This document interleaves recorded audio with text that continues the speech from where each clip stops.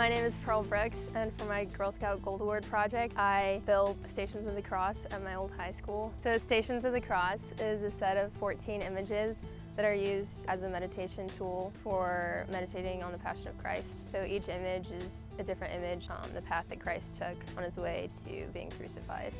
I was a teacher at Guerin Catholic, so she had been talking to me about it. I was excited when she asked me if I could help her. I'm Dennis McCann, and I help Pearl go through all of the various aspects of the woodworking for the crosses. We spent the day, a group of us, probably about 12 people in total, spent the entire day cutting and notching these wood beams in order to make the crosses.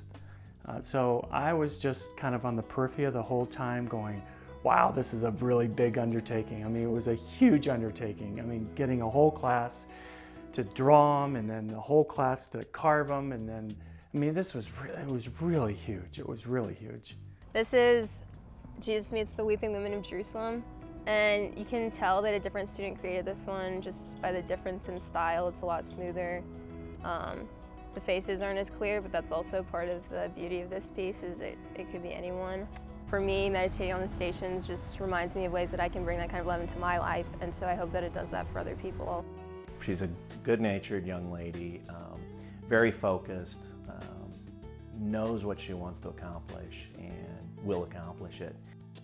I learned that someone like Pearl can make the world so much better, so much better. I mean, she lifted not just my spirit, but everybody that helped in the process. I would definitely encourage all Girl Scouts to go for the Gold Award, because not a lot of people do, and it's a really awesome thing to complete because you just learn so much from it.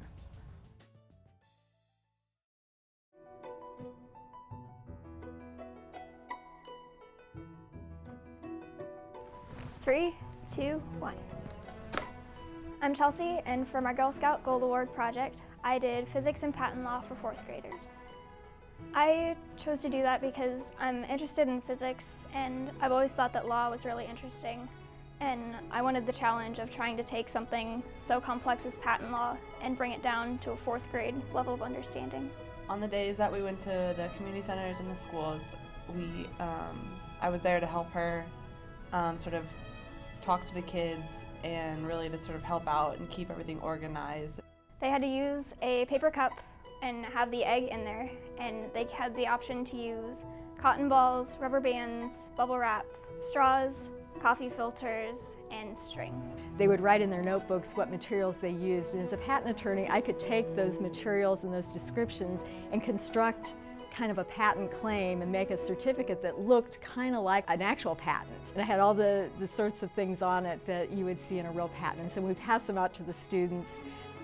I really liked seeing the creativity of all the different kids, because I went to 3 totally different settings, and there are kids with totally different background stories. They were all able to do similar things but unique things with their egg devices. There were some times that she was busy and it seemed like it was one more thing she needed to do, but she persisted, and I'm very happy and very proud of her that she did.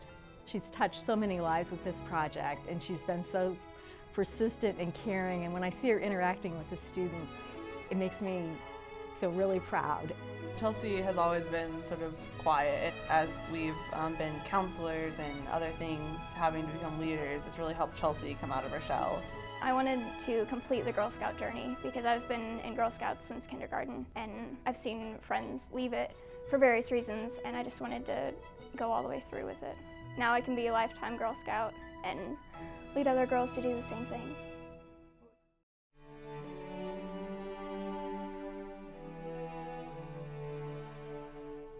My name is Brandi, and for my Girl Scout Gold Award project, I built a box for the Mooresville American Legion Post 103 to retire flags for American veterans.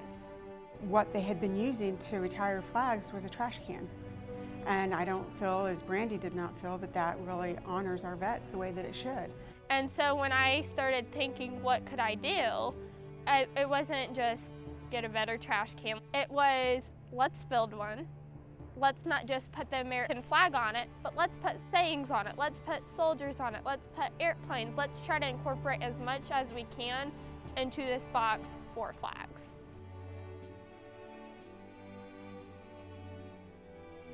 He was whatever you needed advice for. He was the person that would tell you honestly, hey, this is what needs to happen, and this is the right direction we need to go in. A lot of people would have stopped in having to undergo something like that and just said, you know what, I give up. And Brandi didn't.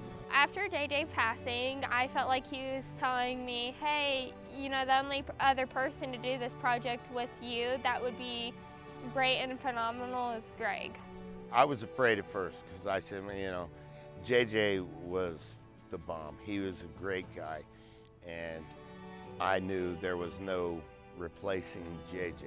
I was scared. I don't know what I'm going to do here, but it was really easy because Brandi made it easy. I would just get in the car, drive around town, and if I saw a flag that needed to be retired, gave them a pamphlet and said, hey, I'm doing this Girl Scout project with the American Legion. I'd really like to retire your flag. Is that okay? And if they allowed me, I took their flag, and if they needed a new one, I replaced it.